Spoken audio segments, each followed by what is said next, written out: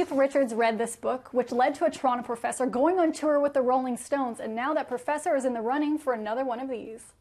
This is the box set that I won the Grammy for. Meet the man dubbed the rock and roll professor by his university students in Toronto. Rob Bowman is nominated for a Grammy Award for his work on the Jackie Shane album, Any Other Way. Over the last 30 years, he has been nominated for 6 Grammys as a producer or writer. It was in '95 when he had the moment of a lifetime. The nominees are so-and-so, so-and-so, and the winner is Rob. And I just heard the first part of Rob. And it was like, it's corny, but it was like the movies, where everything is in slow motion. The Grammy win came with some surprise phone calls. Prime Minister Chrétien was calling.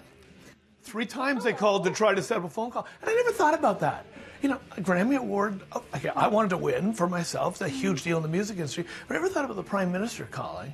At 15 years old, Bowman started to write for a music magazine, which had him rubbing shoulders with some iconic artists. So my first interview, I was 15, was at the Colonial Tavern. It was T-Bone Walker.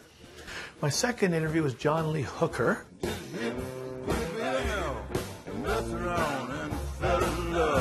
And it was his writing that led him to an opportunity to hang out with living legends. I went on the road with Rolling Stones for 3 weeks when they decided they wanted somebody to interview them about their art, about their music, not about sex and drugs.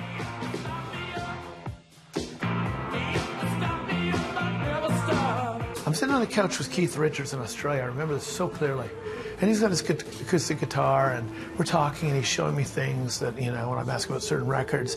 And I sort of had an out-of-body experience for a moment where I'm thinking, if he could see me as a kid screaming at the foot of the stage, and here I am as this consummate professional, quote and unquote, that he's hired. And I got the gig because of Keith. He fell in love with my book about stacks.